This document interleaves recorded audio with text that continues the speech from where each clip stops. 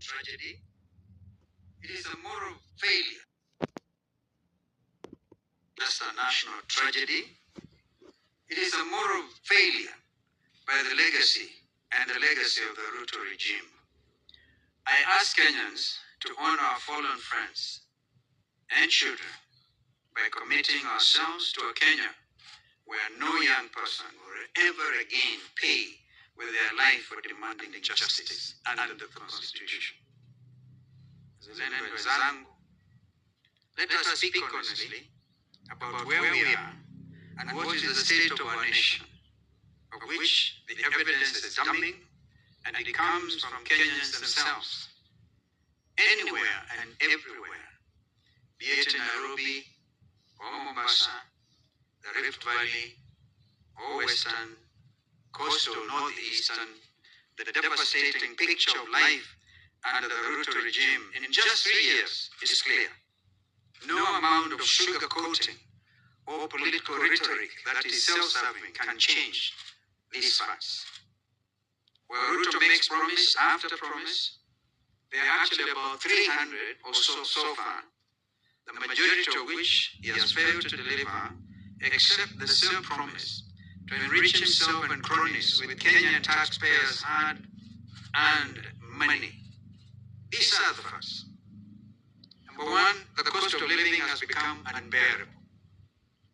Families cannot afford food, fuel, or basic necessities. Overtaxation has crushed households, while corruption and waste drain public resources. A lot of them could not even afford to go home over Christmas. Unemployment, number two, has reached crisis levels. Our educated youth, the pride of this nation, are jobless and disillusioned. Graduates hawk goods on the streets, while unqualified cronies, products of Rutoism, occupy top government positions based on loyalty and ethnicity, not on merit. More damning, manufacturers are leaving the country in their droves because of the unpredictable Ruto policies, costing thousands of Kenyans their jobs and millions more than their breadwinners. Thirdly, insecurity has become the new normal. From police brutality to abductions, from femicide to banditry to petty crimes and increased house breakings, Kenyans are living in fear. The Kenyan skyline is changing, yes, with higher stone walls and barbed wire on its top that block sunlight, because Kenyans are more afraid of their fellow Kenyans than ever before. Nairobi, that used to be called the Green City in the Sun, is now an unplanned stone city under siege because this regime chooses greed over the people. Fourthly, despair has replaced hope. Kenyans feel abandoned, overtaxed, underpaid, and overburdened. Each day dawns with a new levy, a new penalty, a new heartbreak. Are we not waiting for January to hear that NSSF has upped their contributions as well? Fifthly, or thereabouts, healthcare has collapsed into a nightmare. SHA shift forced on Kenyans has become the most consequential threat to our well-being. Hospitals are understaffed and under-equipped. Mothers give birth in fear. Doctors go unpaid, and hospitals run out of essential drugs. I met two families in Sekuru where I was for Christmas, Sunday morning, from different parts of the constituency. And they had a similar story to say, help us. Our child is lying in Kenyatta Referral Hospital mortuary. We are required to pay 1.2 million shillings. We can't afford, help us. So we are trying to see how I can now relate to that story, how we can help. The next family comes in from Kasa side, if you know where I'm thinking all this. Mumoni, a young man whom I knew was working in the geothermal power producing plants, contracted some infection. He also died in Kenyatta Referral Hospital, and the body was lying there. The father, who was one or two classes ahead of me in high school, could not afford. They are saying, help us bring the body of our young professional, chemical engineer, home. Tumechoka kila siku fundraise on TikTok, Facebook, and WhatsApp groups to give our loved ones access to quality healthcare. Sio lazima trend ndio saidike. That's what I suggest. Education has become a burden, sixthly, instead of a bridge. Education, once the key to opportunity, has been turned into a nightmare for families. Parents are drowning in debt just to keep their children in school, while teachers and lecturers are demoralized, unpaid, and disrespected. Students are uncertain of their future, wondering if their education will lead anywhere in a country where public sector jobs go to political cronies, not qualified graduates, and private sector opportunities are due to fierce urgency of now. End of quote. The urgency of now is a cry of a mother who cannot afford medicine for a sick child, the desperation of a young graduate with no job, the fear of a family living under police brutality, and the anger of a farmer who cannot feed their family. 2026 must be a year of change, fellow Kenyans. Not change delayed or promised, but change delivered. The urgency of now demands we say with one voice, one term, Komboa Kenya. Wazalendo wenzangu, let me be clear about what this regime is doing. Faced with failure and faced with the revolution, they have resorted to destruction, to deception, and to delay. The Singapore allusion is an example. Ruto speaks of turning Kenya into Singapore.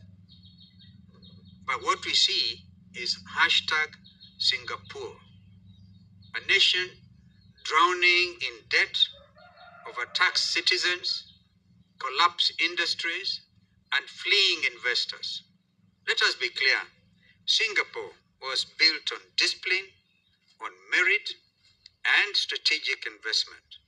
In 3 years, Kenya under Ruto is being drowned in Rutopreneurship, where public office is a family business, where contracts go to cronies, and where corruption is policy.